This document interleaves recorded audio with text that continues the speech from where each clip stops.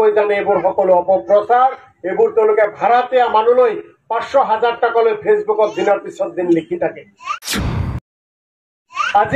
আজি বৰ্তমান দেশত চৰকাৰ নৰেন্দ্ৰ মোদী দেশৰ প্ৰধানমন্ত্ৰী, দিল্লীত বিজেপি চৰকাৰ, অসমৰ মুখ্যমন্ত্ৰী হিমন্ত বিশ্ব শৰ্মা, অসমত এজিপি বিজেপি মিলি চৰকাৰ চলাই আছে। বিৰোধী ৰাজনৈতিক দলে এই অসম চলোৱা ব্যক্তিসকলকে তেওঁলোকে সমালোচনা কৰিব লাগে। কিন্তু ইউডিএফ দলৰ নেতাসকলে যেতিয়া মিটিং কৰে চাব, মাইকটো লৈ প্ৰথম জাকিৰ হুছেইন শ্বেখদাৰকৈ আৰম্ভ কৰি দিব। মাইকটো লৈ প্ৰথম জাকিৰ হুছেইন শ্বেখদাৰ আৰম্ভ কৰি দিব লাগে। এনেকে ভাবে দেখায়। মোৰ কেতিয়াবা ভাবা হয় যে ময়ে অসমৰ মুখ্যমন্ত্ৰী নেকি, ময়ে অসমৰ মন্ত্ৰী নেকি, আমি কিবা কংগ্ৰেছ দলে আমি ইয়াতে ৰাজ্য চলাই আছো নেকি, যে তেওঁলোকে কেৱল মোকে সমালোচনা কৰে।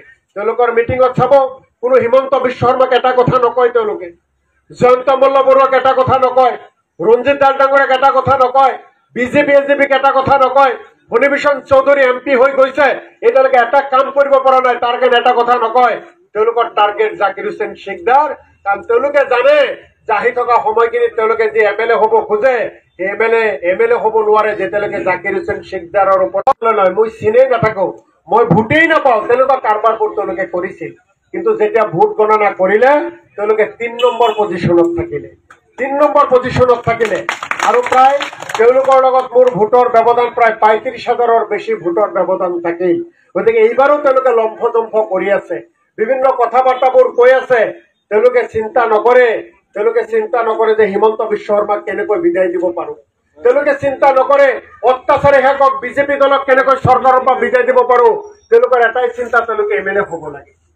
কিন্তু পাটাবেতবাৰী সমষ্টিৰ ৰাইজে হিমন্ত বিশ্ব শৰ্মা বিজেপিক খেদাই চৰকাৰ পৰিৱৰ্তন কৰিব বিচাৰি আছে। আমাক চৰকাৰ পৰিৱৰ্তন লাগে, হিমন্ত বিশ্ব শৰ্মাক বিদায় দিব লাগে। পাটাবেতবাৰীৰ ৰাইজে তাকেই চিন্তা কৰি আছে। আৰু সেই ইউডিএফৰ মানুহখিনিয়ে তেওঁলোকৰ এটাই চিন্তা, তেওঁলোকে MLA হ'ব লাগে। এতিয়া পাটাবেতবাৰীৰ ৰাইজৰ কাৰণে MLA নালাগে, পাটাবেতবাৰীৰ ৰাইজক চৰকাৰৰ MLA লাগে, চৰকাৰ পৰিৱৰ্তন কৰিব লাগে। তাৰ কাৰণে সকলোৱে চিন্তা চৰ্চা কৰি আছে। গতিকে শ্ৰদ্ধা ৰাইজ, ইউডিএফ দল বদৰুদ্দিন আজমল ডাঙৰীয়াৰ জন্মৰ বহু বছৰ হৈ গ'ল। MP হল, MLA হল।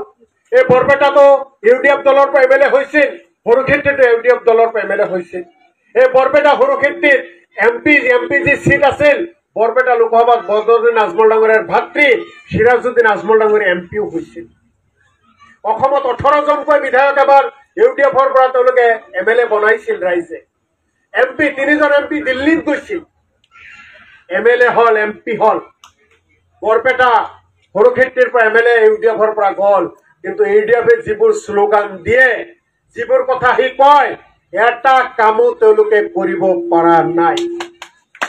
আজি তেওঁলোকে যেতিয়া লেকচাৰ দিয়ে এনেকুৱা লাগে যে তেওঁলোকৰ দলৰ পৰা যেন কেতিয়াও ইয়াতে MLA হোৱাই নাই।